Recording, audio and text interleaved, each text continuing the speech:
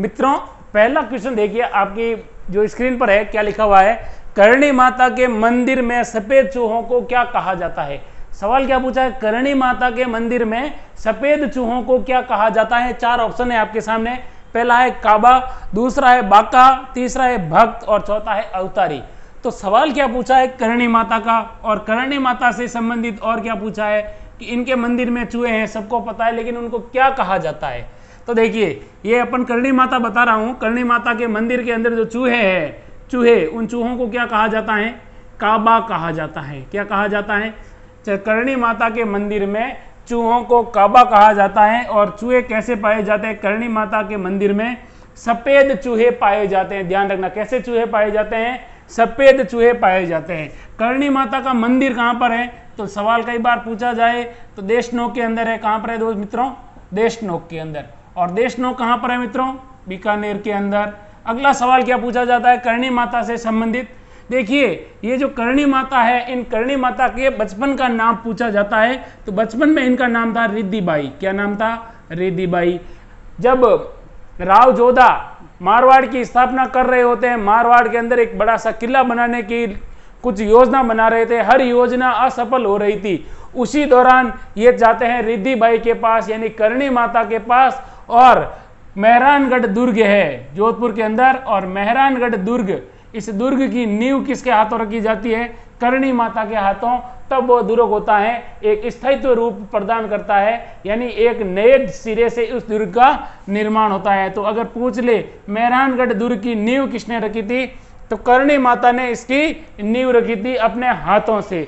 अगला सवाल देखिए दोस्तों कि करणी माता किस वंश की कुल देवी है, तो चारण वंश या चारण जाति है। ये जाति है वो अपना करणी माता को अपना क्या मानती है, कुल देवी मानती है। क्या मानती है, कुल देवी मानती है। अगली बात, करणी माता का दोस्तों सवाल पूछा जाता है कि करणी माता का जो मंदिर है, इस मंदिर में दो कढ़ाई रखी गई है, दो कढ़ाई रखी है। इन कढ़ाइयों को के क्या नाम है, तो इनका नाम है श्रावण और भादो। एक बार सवाल पूछा गया था 2-3 एग्जामों में अलग अलग कि श्रावण भादो कढ़ाइयाँ किस मंदिर में रखी गई हैं, तो करणी माता के मंदिर में श्रावण भादो नामक दो बड़ी कढ़ाइयाँ रखी गई हैं। एक बार एक ये भी सवाल पूछा गया था कि करणी माता के मंदिर के बाहर किसका देवरा बना हुआ है, तो ध्यान रखना करणी माता का मंदिर है, वहां पर एक देवरा है, ग्वाला का देवरा। वो क्या था, ग्वाला गायें चराने वाला, और उस व्यक्ति का नाम था दशरथ मेघवाल। क्या नाम था,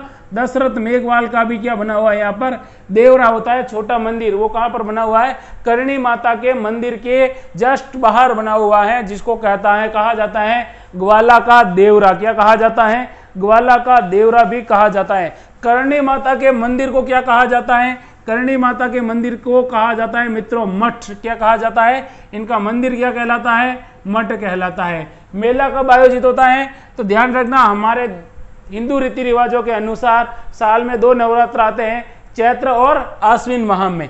तो चैत्र माह में और आश्विन माह में जो नवरात्र होते हैं, उन नवरात्रों के दौरान यहाँ पर क्या होती है, आराधना होती है विशेष, और बड़ा मेला भी आयोजित होता है। तो करणी माता के बारे में अगर आपको सवाल पूछे कि इनका जन्म कहाँ हुआ था, तो ध्यान रखना इनका जन्म हुआ था, सवाल पूछा गया है सुआप गांव के अंदर, और सुआप गांव है जोधपुर के अंदर।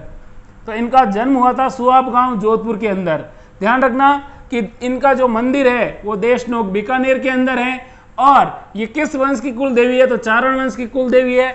करणी माता के मंदिर में दो बड़ी बड़ी कढ़ाइयाँ रखी गई हैं, उनका नाम श्रावण और भादो है। अगली बात, इनका मेला कब आयोजित होता है, चैत्र और आश्विन माह के जो नवरात्र होते हैं उस दिन इनका मेला आयोजित होता है 9 दिनों तक। करणी माता के मंदिर में सफेद चूहे पाए जाते हैं, उनको काबा कहा जाता है। याद रहे करणी माता के मंदिर को चूहों वाला मंदिर भी कहा जाता है, करणी माता को चूहों वाली देवी भी कहा जाता है। और करणी माता के मंदिर के बाहर एक देवरा बना हुआ है जो एक ग्वाले का है, और उस ग्वाले का नाम था दशरथ मेघवाल। करणी माता के बचपन का नाम रिद्धिबाई था। करणी माता के जो मंदिर है उस मंदिर को मंदिर नहीं कह के क्या कहा जाता है, करणी माता का मठ कहा जाता है। और करणी माता ने ही मेहरानगढ़ दुर्ग को स्थायित्व प्रदान किया था, यानी करणी माता ने ही मेहरानगढ़ दुर्ग की क्या रखी थी, नींव रखी थी। इसके अलावा अगर ये सवाल पूछे कि मेहरानगढ़ दुर्ग की नींव किसने रखी, करणी माता ने रखी थी, तो करणी माता, और करणी माता ऑप्शन में नहीं होगा तो रिद्धिबाई होगा, और रिद्धिबाई करणी माता का ही बचपन का नाम था। ध्यान रखना दोस्तों, करणी माता ने जहां पर तपस्या की थी उस स्थान को कहा जाता है नेहड़ी। क्या कहा जाता है? नेहड़ी। क्या कहा जाता है? नेहड़ी। तो ये करणी माता से संबंधित महत्वपूर्ण सवाल है जो पिछले एग्जामों में पूछे जा चुके हैं। अब पढ़ते हैं नेक्स्ट क्वेश्चन। थार की वैष्णो माता है, थार की वैष्णो माता है, 4 ऑप्शन है आपके सामने, जीर्ण माता, चामुंडा माता, ज्वाला माता या तनोट माता। तो दोस्तों थार की वैष्णो किसे कहा जाता है? तनोट माता को। किसको कहा जाता है? तनोट माता को। और क्या कहा जाता है तनोट माता को? तनोट माता को कहा जाता है BSF यानी बॉर्डर सिक्योरिटी फोर्स है, इनकी कहा जाता है आराध्य देवी। क्या कहा जाता है? आराध्य देवी। इसके अलावा क्या कहा जाता है इसको कहा जाता है जवानों की देवी। इनको क्या कहा जाता है? जवानों की देवी कहा जाता है। इनको रुमाल वाली देवी कहा जाता है, रुमाल वाली देवी। कहा जाता है कि अगर आप किसी मनोकामना मांगने हेतु इस मंदिर में जाए और यहाँ पर अगर आप रुमाल चढ़ा देते हैं तो आपकी मनोकामना क्या हो जाती है? पूर्ण हो जाती है। 1965 में 16 नवंबर 1965 के अंदर बात है, 1965 की अगर सीधी तरीके से बात करूं तो 1965 में भारत और पाकिस्तान के बीच युद्ध हुआ था। उस समय पाकिस्तान ने भारत के ऊपर बम बरसाए थे और वो सारे बम थे वो तनोट माता के आशीर्वाद से सारे के सारे डिस्फ्यूज हो गए थे। इसके बाद BSF यानी भारतीय सीमा सुरक्षा बल है, इस मंदिर की देखरेख करती है। कई बार सवाल पूछा जाता है कि राजस्थान का एकमात्र ऐसा मंदिर जिसकी पूजा कौन करता है? भारतीय सीमा सुरक्षा बल करती है, तो वो तनोट माता का है। और ये मंदिर कहाँ पर है दोस्तों? तो सवाल ध्यान रखना, जैसलमेर जिले में। कहाँ पर है? जैसलमेर जिले में रामगढ़ तहसील के अंदर आता है। तो जैसलमेर के अंदर रामगढ़ के अंदर तनोट माता का मंदिर है। मनोकामना पूर्ण करने के कारण रुमाल वाली देवी, जवानों की रक्षा के कारण जवानों की देवी और BSF की आराध्य देवी ये भी कहा जाता है। और यहाँ पर जो बम जो डिस्फ्यूज हुए थे वो आज भी मंदिर के अंदर एक जगह पड़े हैं और अभी भी वो उसी हालत में है। नेक्स्ट क्वेश्चन देखते हैं अपनी स्क्रीन पर, देखिए। सुगन चिड़ी को किसका अवतार माना जाता है? क्या सवाल पूछा है? सुगन चिड़ी को किसका अवतार माना जाता है? 4 ऑप्शन है आपके सामने और पहला ऑप्शन है आयड़ माता। क्या कौन सी माता? आयड़ माता है। दूसरा ऑप्शन है स्वांग्या माता। क्या कौन सी माता? स्वांग्या माता। और तीसरा ऑप्शन है शीतला माता। तो दोस्तों सवाल पूछा है सुगन चिड़ी का अवतार किसे माना जाता है? तो सुगन चिड़ी का अवतार माना जाता है, वो माना जाता है, आप सबको पता होगा कि आवड़ माता है। कौन सी माता? आवड़ माता। और आवड़ माता का जो मंदिर है जैसलमेर के अंदर है। और जैसलमेर में भी कहां पर? जैसलमेर के अंदर एक पर्वत है जिसका नाम है त्रिकूट पर्वत, वहां पर इनका क्या है? मंदिर है। और इनको किसका अवतार माना जाता है? सुगन चिड़ी का अवतार माना जाता है। सवाल पूछे गए हैं एग्जाम में कि आवड़ माता का मंदिर जैसलमेर के अंदर है, त्रिकूट पर्वत पर है और इनको किसका अवतार माना गया है? तो सुगन चिड़ी का इनको क्या माना गया है? अवतार माना गया है। अब देखते हैं नेक्स्ट क्वेश्चन। अगला सवाल है कि नाई कोष्टक में सैन, नाई या सैन समाज की कुल देवी है। नाई या सैन समाज की कुल देवी है। 4 ऑप्शन है, शीतला माता है, आई माता है, फिर है घेवर माता या फिर नारायणी माता। तो दोस्तों नाई या फिर आप कह सकते हो सैन समाज की जो कुल देवी है वो है नारायणी माता। कौन सी माता है? नारायणी माता। अब सवाल पूछे नारायणी माता का मंदिर कहाँ है? तो इनका मंदिर है अलवर जिले में। कहाँ पर है? अलवर जिले में। किस वंश की कुल देवी है?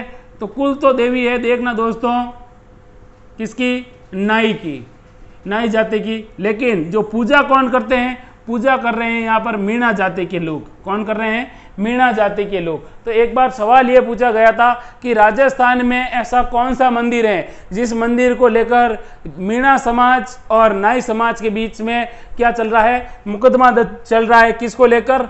पूजा को लेकर। तो वो नारायणी माता है। नारायणी माता का मंदिर अलवर में, कुल देवी नाई समाज की, पूजा कौन कर रहे हैं? मीणा समाज के लोग यहाँ पर क्या कर रहे हैं?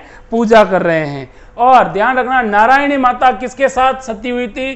तो अपने पति के साथ सती हुई थी। अपने पति के साथ सती हुई थी, और पति के साथ जब सती होती है उस समय इनके साथ कौन होते हैं, वो मीणा जाति के लोग होते हैं, और मीणा जाति के लोग होते हैं वो उस समय से लेकर आज तक यहाँ पर क्या कर रहे हैं, इनकी पूजा कर रहे हैं।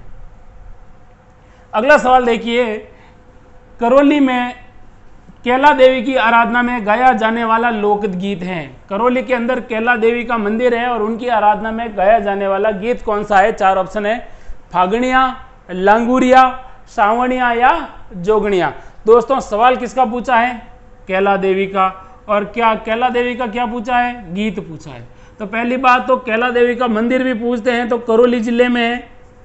किस वंश की कुल देवी है? तो जादौन शाखा के यादव थे। कौन सी शाखा के? जादौन शाखा के जो यादव थे उन यादवों की क्या है? कुल देवी है। यादवों की क्या है? ये कुल देवी है। अगला सवाल, कैला देवी की आराधना में कौन सा गीत गाया जाता है? लांगुरिया गीत गाया जाता है। कैला देवी की आराधना में कौन सा नृत्य किया जाता है? तो वो नृत्य किया जाता है, उस नृत्य का नाम है धुटकण नृत्य। कौन सा नृत्य है दोस्तों? धुटकण नृत्य किया जाता है कैला देवी की याद में। अगला सवाल पूछा जाता है कि कैला देवी का मंदिर किस पर्वत पर है? तो इनका पर्वत है वो भी त्रिकूट पर्वत है। ध्यान रखना, त्रिकूट पर्वत मैंने आउड़ माता की भी बताया था और कैला देवी का भी बता रहा हूं। ये त्रिकूट पर्वत है वो करौली में है। ध्यान रखना, कहां पर है? करौली में है। इसके अलावा चैत्र शुक्ल अष्टमी के दिन यहाँ पर विशाल मेला आयोजित होता है। चैत्र के अंदर जो नवरात्र होता है, नवरात्र में शुक्ल पक्ष की अष्टमी होती है, उस दिन यहाँ पर क्या होता है? विशाल मेले का आयोजन होता है, कैला देवी के मेले का।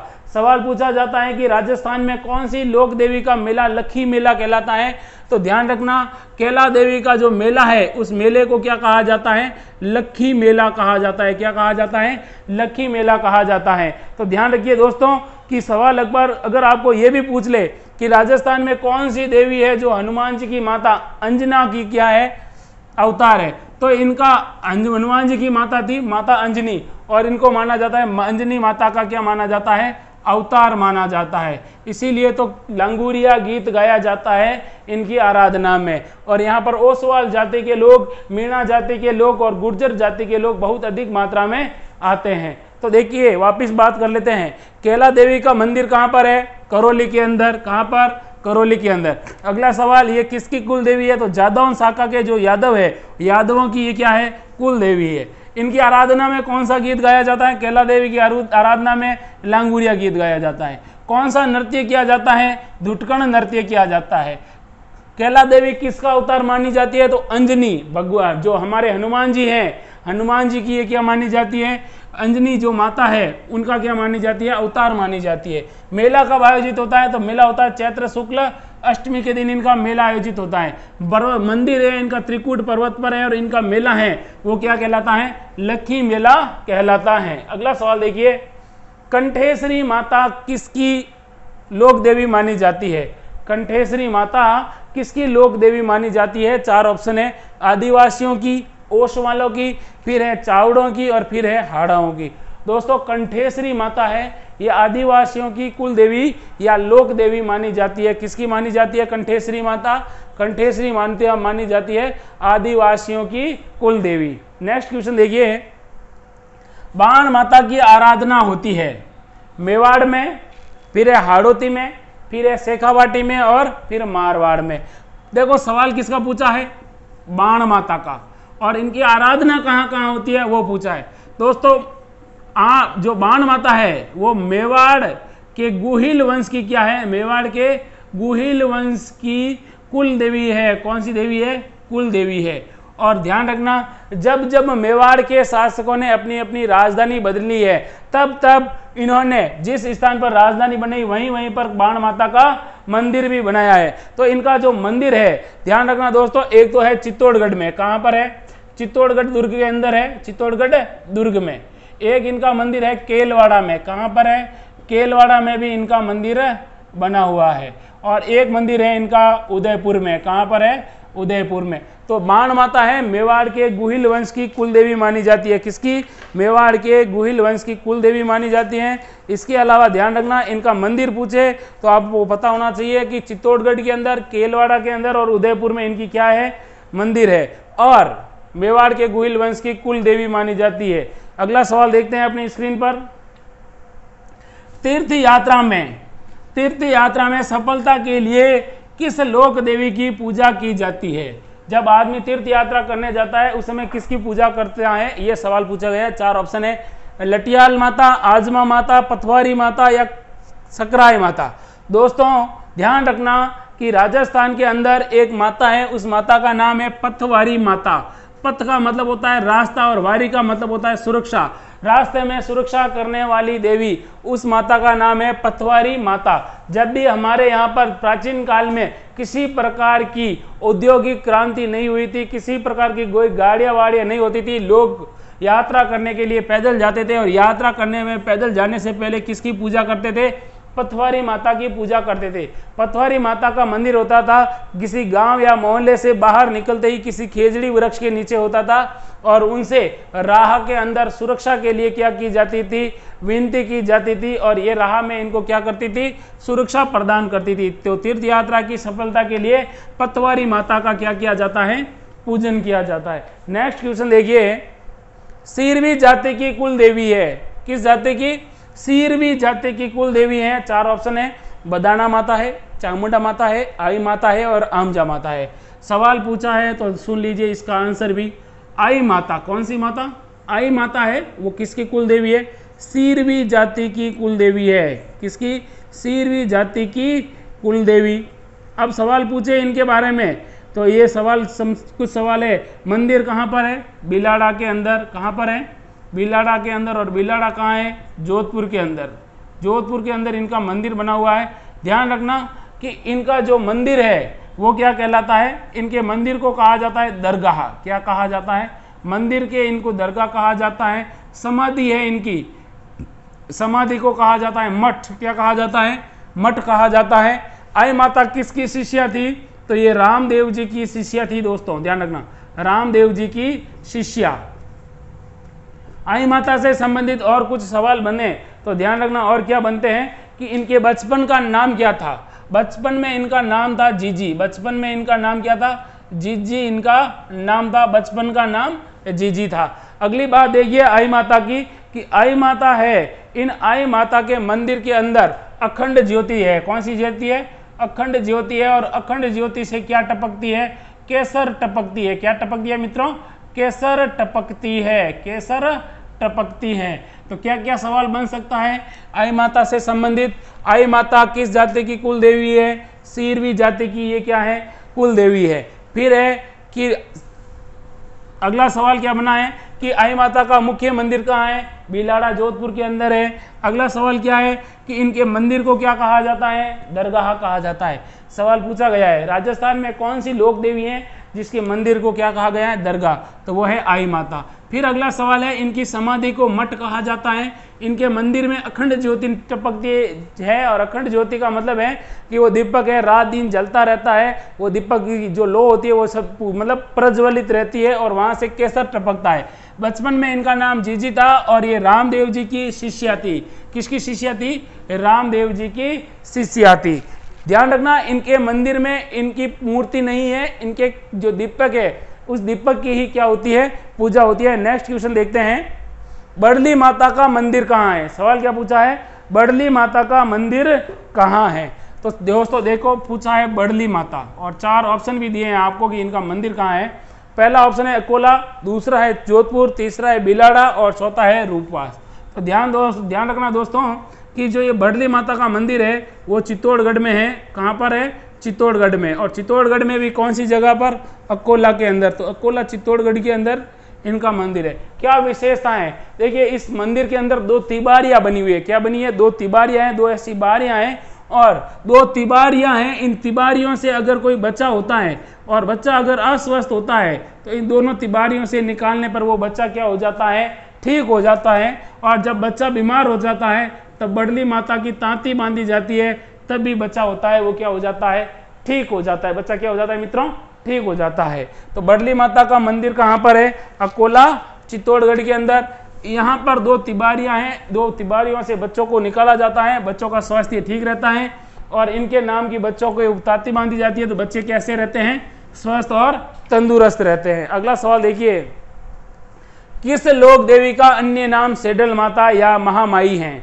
किस लोक देवी का नाम, अन्य नाम शेडल माता या महामाई है। 4 ऑप्शन है। आवड़ माता है, शीला देवी है, शीतला माता है और कैला देवी है। तो दोस्तों बात करते हैं, हमारे यहाँ पर एक लोक देवी है जिसका नाम है शीतला माता। क्या नाम है? शीतला माता। और शीतला माता से सवाल बहुत ज़्यादा पूछे जाते हैं एग्जाम में। क्या क्या सवाल पूछा जाता है? तो इनको क्या कहा जाता है? शेडल माता। कौन सी माता? शेडल माता। इनको कहा जाता है महामाई। इनको कहा जाता है चेचक रक्षक, चेचक रक्षक देवी। इनको कहा जाता है ओरी रक्षक देवी, ओरी रक्षक देवी। इसके अलावा क्या कहा जाता है इनको? तो इनको और क्या कहा जाता है? ध्यान रखना दोस्तों, इनके बारे में ध्यान रखना। इनकी मूर्ति है वो कैसी है? खंडित है। मूर्ति कैसी है? खंडित है। इनकी जो पूजा करने वाला होता है पुजारी, वो पुजारी किस जाति का होता है? कुम्हार जाति का होता है। इन माता की जी जो सवारी है वो कौन सा जानवर है? गधा इनका क्या है? जानवर माना जाता है। जो गधा है वो इनकी सवारी माना जाता है। इसके अलावा ध्यान रखना कि शीतला माता का मुख्य मंदिर कहाँ है? तो मुख्य मंदिर पूछे आपको तो मुख्य मंदिर आपको करना है चाक्षु के अंदर है। और चाक्षु कहाँ पर है? चाक्षु है जयपुर के अंदर। तो चाक्षु जयपुर में इनका क्या बना हुआ है? मुख्य मंदिर बना हुआ है। इसके अलावा ध्यान रखना दोस्तों कि जो इनको प्रसाद के रूप में ध्यान रखना क्या क्या चढ़ाया जाता है। तो इनका प्रसाद क्या कब बनता है? जैसे इनका जो मेला होता है वो कब होता है? चैत्र शुक्ल अष्टमी, चैत्र शुक्ल अष्टमी, जिसको क्या कहा जाता है? शीतला अष्टमी के दिन इनका क्या होता है? बड़ा मेला आयोजित होता है। और इस दिन से एक दिन पहले घर में भोजन बन जाता है। इस दिन घर में चूल्हे नहीं जलते हैं, उस दिन घर में चूल्हे नहीं जलते हैं। एक दिन पहले भोजन बनाया जाता है जिसको कहा जाता है ठंडा भोजन। क्या कहा जाता है? ठंडा भोजन। और इस ठंडे भोजन के रूप में छाछ, राबड़ी इत्यादि की मतलब चढ़ावा होता है। इसके अलावा इन माता की स्मृति में किस वृक्ष की पूजा होती है? तो ध्यान रखना जांटी। और जांटी किसको कहते हैं? खेजड़ी की। तो खेजड़ी की इस समय क्या होती है? पूजा होती है। ध्यान रखना और क्या सवाल पूछे जा सकते हैं कि जो ये शीतला माता है, इस शीतला माता के बारे में जो ये सवाल पूछे गए हैं कि इनको कहा जाता है शेडल माता, महामाई, चेचक रक्षक और ओरी रक्षक। इनकी मूर्ति है वो खंडित है। ध्यान रखना दोस्तों, पुजारी इनका कुमार जाति का होता है, सवारी गधा। इनकी जो पूजा होती है खेजड़ी वृक्ष की होती है जिसे जांटी कहा जाता है। मुख्य मंदिर इनका चाक्षु जयपुर के अंदर है। और चैत्र शुक्ल अष्टमी जिसे शीतला अष्टमी कहा जाता है, इनका मेला आयोजित होता है। और इनका भोजन होता है, जो प्रसाद होता है उसको कहा जाता है ठंडा भोजन। यानी इनका प्रसाद होता है एक दिन पहले बनाया जाता है। जिस दिन इनका मेला होता है उस दिन घर में खाना नहीं बनाया जाता है। अब अगला सवाल देखिए, असंगत युग्म छांटिए। असंगत युग्म छांटिए। 4 ऑप्शन है ना, एक तरफ माता है और एक तरफ जिला है। देखिए, नागणेची माता जोधपुर, गैवर माता राजसमंद, फिर है बदाना माता कोटा, फिर तनोटिया माता जोधपुर। तो दोस्तों इसमें जो 4 ऑप्शन दिए रखे हैं, देखिए नागणेची माता का मंदिर वैसे तो कहां पर बना हुआ है? कोटा के बाड़मेर के अंदर भी है, लेकिन अपने जोधपुर के दुर्ग में भी इनका मंदिर बना हुआ है। गैवर माता का मंदिर राजसमंद झील की पाल पर है और बदाना माता कोटा में है। और तनोटिया माता का मंदिर जोधपुर के अंदर बिल्कुल नहीं है, जैसलमेर के अंदर है। तो इसका जो क्वेश्चन है वो तनोटिया माता होगा, जैसलमेर होगा, ना कि जोधपुर होगा। अगला सवाल, लोक साहित्य में सबसे लंबा लोकगीत किसका है? यानी साहित्य के अंदर किस देवी का गीत है वो सबसे लंबा लोकगीत है? 4 ऑप्शन है, कैला देवी है, फिर जीर्ण माता है, फिर शीला देवी है और फिर है बदाना माता। तो दोस्तों राजस्थान के अंदर सबसे लंबा गीत है वो किसका है? जीर्ण माता का है। किसका है? जीर्ण माता का। तो सबसे लंबा गीत किसका है? जीर्ण माता का सबसे लंबा गीत है। अगला सवाल क्या है कि जीर्ण माता का मंदिर कहाँ पर है? तो ध्यान रखना दोस्तों, सीकर जिले के अंदर है। कहाँ पर है? सीकर जिले के अंदर इनका क्या है? मंदिर है। अब सवाल क्या पूछा जाता है जीर्ण माता से रिलेटेड? तो याद रखना दोस्तों कि जीर्ण माता है वो किसकी कुल देवी है? मीणा जाति की कुल देवी है। मीणा जाति की कुल देवी है ये। इसके अलावा इनको कहा जाता है मधुमक्खियों की देवी। क्या कहा जाता है? मधुमक्खियों की देवी कहा जाता है। और ध्यान रखना इंपॉर्टेंट सवाल है कि राजस्थान के अंदर एकमात्र ऐसी लोक देवी है जिसके मंदिर के अंदर पूजा के समय जो जोत होती है, वो जोत के लिए जो घी आता था वो मुगल दरबार से आता था। कहाँ से आता था? मुगल दरबार से आता था। क्यों आता था? तो एक बार मुगल सेना ने जीर्ण माता के ऊपर किसी बात को लेकर टोन कसाता, जिसकी वजह से जीर्ण माता नाराज हो जाती है और मधुमक्खियां मुगलों पर हमला करती है, सेना पर, जिसके कारण वो मुगल होते हैं माफी मांगते हैं और कहते हैं कि जो हम आपके मंदिर में जो घी है, जो पूजा होगी और पूजा के समय जो ज्योति जलेगी उसका घी है वो हम भेजा करेंगे, हमें माफ कर दीजिए। तब जीर्ण माता इनको क्या करती है, माफ करती है। अब पढ़ते हैं नेक्स्ट क्वेश्चन। ओसवाल समाज की कुल देवी है, ओसवाल समाज की कुल देवी है, 4 ऑप्शन है, घेवर माता है, आवड़ माता है, सचियाई माता है और आई माता है। दोस्तों सवाल पूछा किसका है, ओसवाल जाति की कुल देवी, तो ध्यान रखना सचियाई माता किसका, कौन सी माता, सचियाई माता, जिनका मंदिर कहाँ पर है, ओशिया में है। क्या है, ओशिया में। और अगर ओशिया का प्राचीन नाम पूछे आपको तो इसका ओशिया का नाम है उपकेश पाटन, प्राचीन नाम उपकेश पाटन है। और ओशिया को क्या कहा जाता है, राजस्थान का क्या कहा जाता है, भुवनेश्वर कहा जाता है, राजस्थान का भुवनेश्वर है। अब ध्यान रखना कि ये जो मंदिर है, ये मंदिर किस काल का है, तो ये मंदिर है प्रतिहार काल का। कौन से काल का, प्रतिहार कालीन मंदिर है। और सचियाई माता किस वंश की कुल देवी है, तो ध्यान रखना दोस्तों ओसवाल जाति के जो ब्राह्मण होते हैं, ओसवाल की, ये ओसवालों की क्या है, ये कुल देवी है, ओसवालों की कुल देवी मानी जाती है। कौन सी माता, सचियाई माता। और ध्यान रखना दोस्तों कि सचियाई माता है, ये किस, इनका जो रूप है वो महिषासुर मर्दिनी के रूप में दिखाया गया है। तो इनका मंदिर ओशिया जोधपुर के अंदर, ओसवालों की कुल देवी, और मंदिर है इनका प्रतिहार कालीन। ओशिया को कहा जाता है उपकेश पाटन और राजस्थान का भुवनेश्वर भी कहा जाता है। ओशिया की सबसे बड़ी विशेषता, यहाँ पर जैन मंदिर भी है, शिव मंदिर भी है, शिव यानी शाक्त मंदिर भी है, यानी हर संप्रदाय के यहाँ पर क्या बने हुए हैं, मंदिर बने हुए हैं। ओशिया के अंदर सूर्य मंदिर होने के कारण राजस्थान का भुवनेश्वर कहा जाता है, किसको, ओशिया को। अगला सवाल है, मूठ से पीड़ित व्यक्ति को ठीक करने वाली लोक देवी है। मूठ से पीड़ित, मूठ क्या होता है मित्रों, ध्यान रखना कि कोई ऐसा तांत्रिक होता है और तांत्रिक व्यक्ति के पास ऐसी विद्याएं होती है कि वो एक फूंक मारता है अपनी तांत्रिक विद्या के द्वारा, और वो व्यक्ति, जिस व्यक्ति के ऊपर वो फूंक मारता है वो व्यक्ति क्या हो जाता है, मृत्यु हो जाती है, उसे किसी प्रकार का बड़ा क्या होता है, नुकसान होता है। तो उसे बचने के लिए किसकी पूजा की जाती है, 4 ऑप्शन है, जिलानी माता, नारायणी माता, बदाना माता और आई माता। तो मूठ से पीड़ित व्यक्ति की जब पूजा होती है वो किसकी होती है, बदाना माता की।